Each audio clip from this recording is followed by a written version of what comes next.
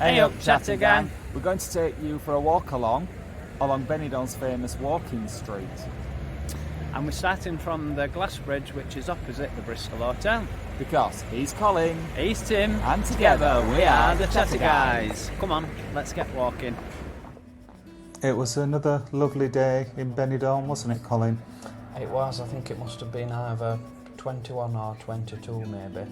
That's the Hotel Bristol there. We would recommend that hotel, it's lovely. And this, on the left here, we're looking down towards the Triangular, where they've got that massive advertising hoarding. Yeah, we're going to take you on another walk down there because it's really, really nice. They've done a lot of work to it since COVID. And this section that we're coming to here, we've not got to Walking Street yet, we're just going over the glass bridge. And this looks a lot more modern than it used to be in years gone by. Yeah, I think they might have done a bit of work since we were last in Benidorm. They certainly did. So here you'll find there's a couple of supermarkets up at the top end. There's a nice bakery and there's a chicken shop. There's a market a bit further down here, down this alleyway here, which if you went down there that would take you towards, well, it's definitely going towards the beach. Yeah, it's the Levante beach, is not far down there on the left.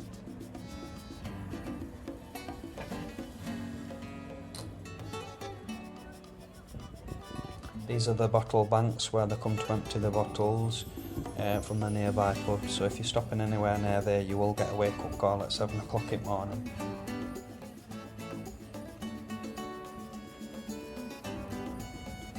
Well, we're coming up to this, it's got to be the widest zebra crossing I've ever seen. It just goes round the corner.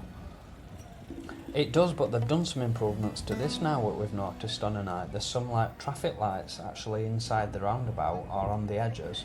Yeah, and the pavement, aren't they? Yeah. They go red and green whether you can cross or not. Yeah. Never seen those anywhere before. No, and they're really effective at night, and it's a lot safer than it ever used to be on that corner. So here we are, we're just coming up to the beginning of Walking Street now.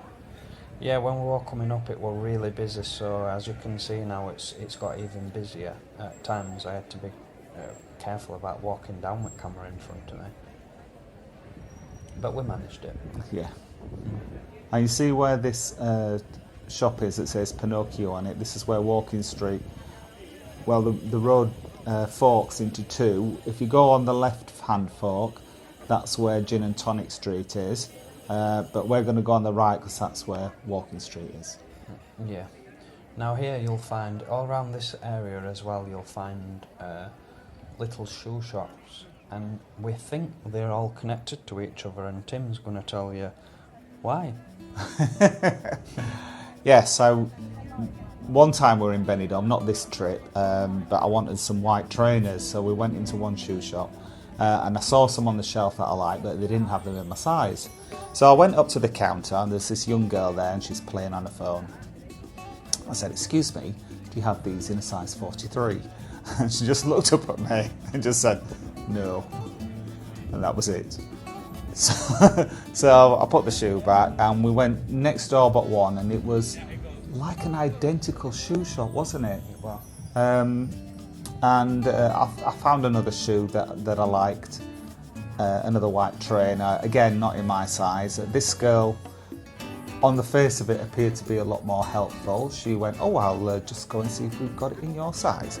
And she went out the front of the shop, down the street somewhere, we don't know where. But she was gone ages, wasn't she? It was about... almost at least 20 minutes, half. At least 20 minutes. Left us in shop on us own, didn't she? Yeah, we were just there in the shop and I was like, "Do you think she's coming back?"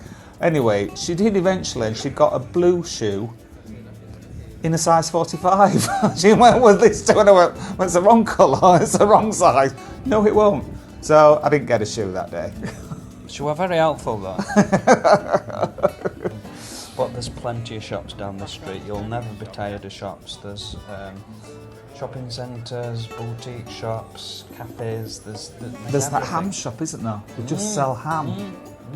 It looks absolutely delicious as well. Yeah. I've not actually bought a sandwich from there, but it always makes me look hungry when we go. But coming up here, we're going to show you this shop. It's one of our favourites, isn't it? Oh, is it Wang's Regalos?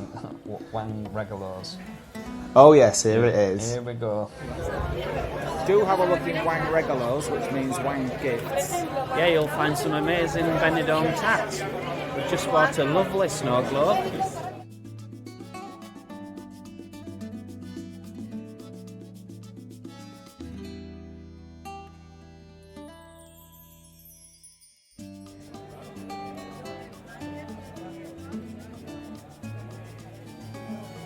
We also bought some yellow nail varnish, didn't we? We did, because Colin wanted to look like Harry Styles. Sadly, it didn't pay off. No, you didn't end up looking like Harry, did you? You No. looked like you just dipped your fingers in some yellow paint. I looked like a TW, well, I'll not say that. Basically, I blame it on the nail polish. You needed at least 3 coats for it to be any good, didn't you?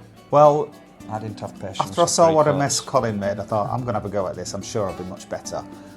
I did one thumbnail. I put 3 coats on, and it looked all right.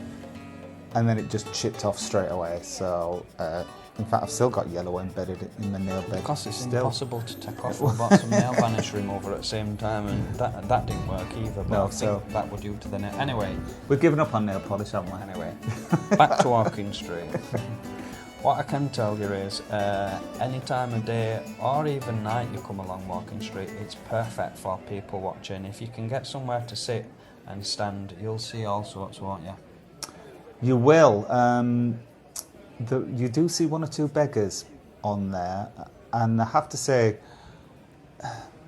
they're not like beggars. They're not like just homeless people. They've got horrific injuries and like, oh yeah, it's heartbreaking to see them.